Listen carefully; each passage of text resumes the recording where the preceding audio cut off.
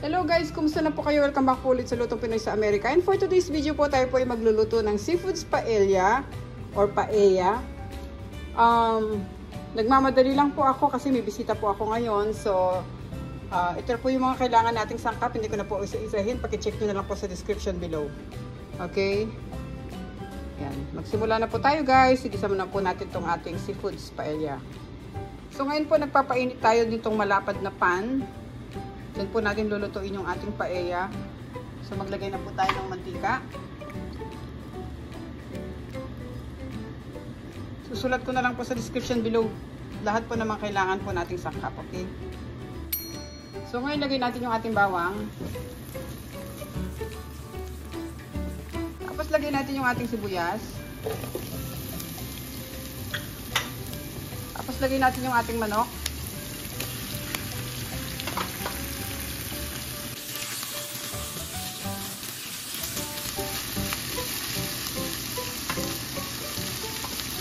Lagay natin yung ating black ground pepper.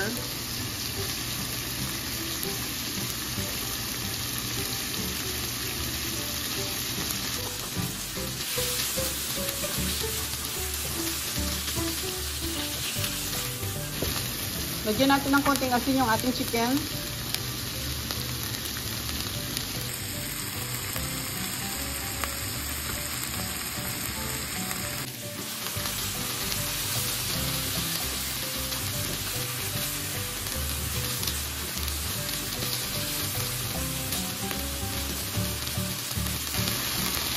Takpan muna natin siya ng mga 2 minutes para maluto yung chicken natin.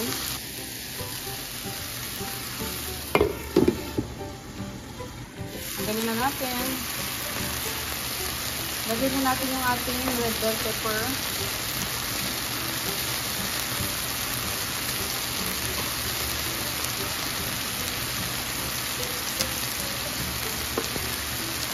Yung ating paprika.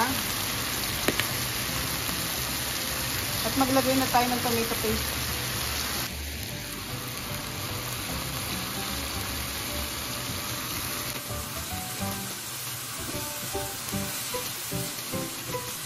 So ngayon guys, lagyan natin siya ng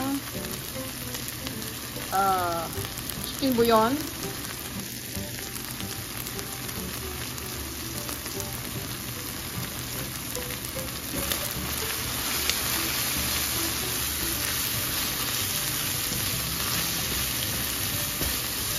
Tapos pwede na natin ibuhos yung ating bigas. Ayan.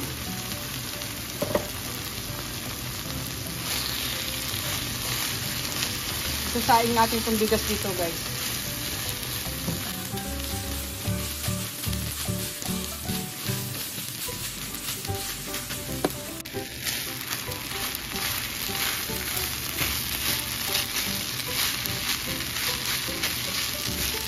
Ngayon, pwede na natin lagay yung ating chicken broth.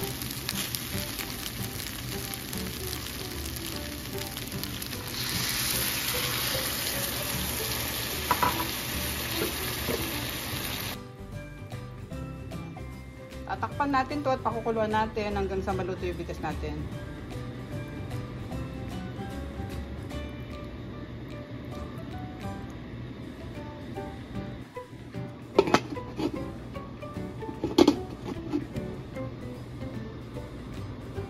Siya, tingnan natin.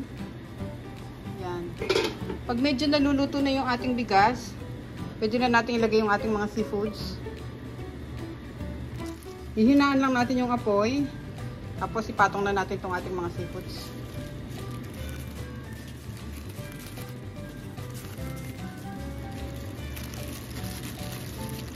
Sasalansan natin sila dito.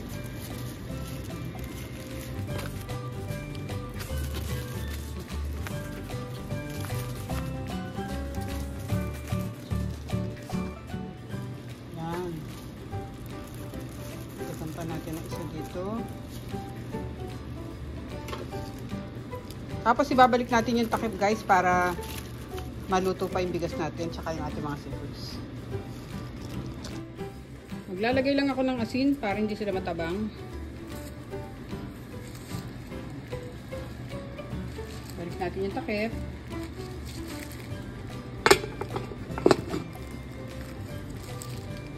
Balikan natin sila after 5 to 10 minutes. Guys, check natin itong ating niluluto.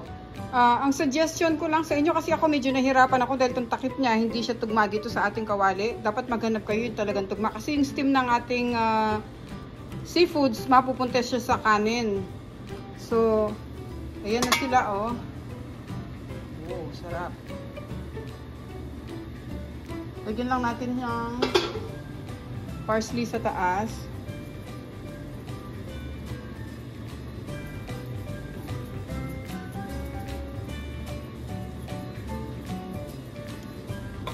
Lagyan natin ng lemon wedges dito.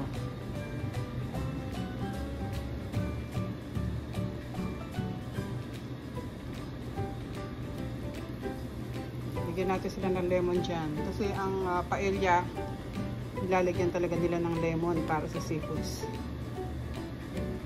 Don't worry guys, malinis naman ang kamay ko.